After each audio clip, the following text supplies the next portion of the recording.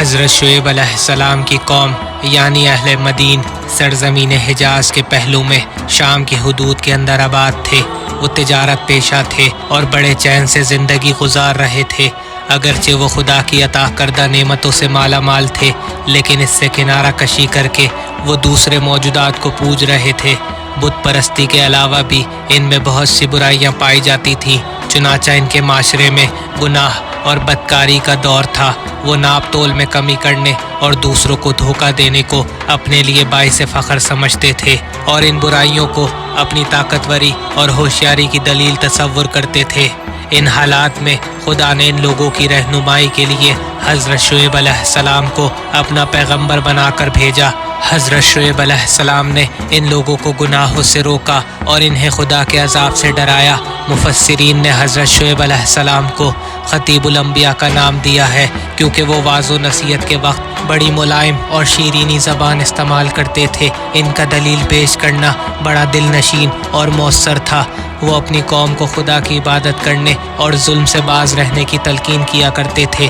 اہل مدین حضرت شعیب کی باتوں کا مذاق اڑاتے اور کہتے، اے شعیب، جو تم نماز پڑھتے ہو، کیا وہ یہ کہتی ہے کہ ہمارے پہلے خدا جن کو ہمارے باپ دادا پوجتے چلے آ رہے ہیں، ہم ان کو چھوڑ دیں یا اپنے اموال کے بارے میں کوئی دوسرا طرز عمل اختیار کریں، کم تولنے سے باز رہیں اور اس کے نتیجے میں نقصان اٹھائے؟ نہیں، ہم سے یہ نہیں ہوتا۔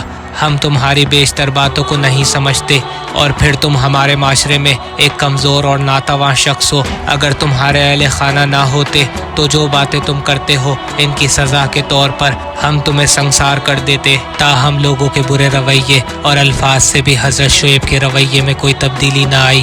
وہ ایک مہربان باپ کی طرح جو اپنی اولاد کو نصیحت کرتا ہے، بالکل اسی طرح ان لوگوں کو واعظ و نصیحت کرتے رہے اور ان کی خیر خواہی اور رہنمائی میں کوئی کسر نہ چھوڑی۔ لیکن اس کے باوجود ان لوگوں نے آپ کی مخالفت کرنے میں کوئی کمی نہ چھوڑی اور تبلیغ کے کام میں روڑے اٹکانے سے باز نہ آئے۔ وہ راستے میں بیٹھ جاتے، وہ لوگوں کو حضرت شعیب علیہ السلام کے پاس جانے اور ان پر ایمان لانے سے روکتے اور انہیں قتل کرنے کی دھمکیاں دیتے تھے۔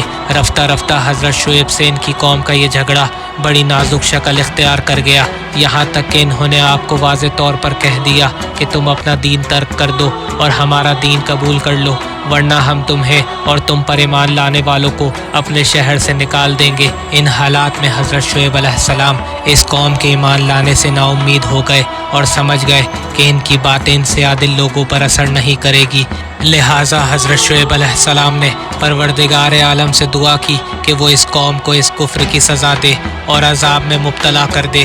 اللہ تعالیٰ نے ان کی یہ دعا قبول فرمائی اور اہل مدین پر زلزلے کی صورت میں عذاب نازل کر دیا۔ چنانچہ زمین بڑے زور سے لرزنے لگی، اور اس سے پہلے کہ وہ لوگ سنبھل سکیں اور اپنے بچاؤ کے لیے کوئی جتن کریں، اس سے پہلے ہی عذاب ان پر مسلط ہو گیا اور وہ اپنے کفر اور گناہوں کی سزا کو پہنچے۔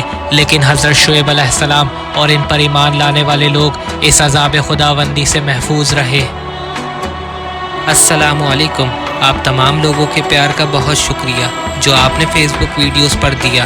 بس اسی طرح ہمارے یوٹیوب چینل عدیل حیدر کو بھی پیار دیجیے، اور ڈیلی ویڈیوز دیکھنے کے لیے ہمارے چینل کو سبسکرائب کیجیے۔ تو ابھی یوٹیوب پر جا کر عدیل حیدر سرچ کریں یا ہمارے فیس بک پیج پر واچ ناؤ کے بٹن پر کلک کریں اور اسی طرح جڑے رہیں۔ شکریہ۔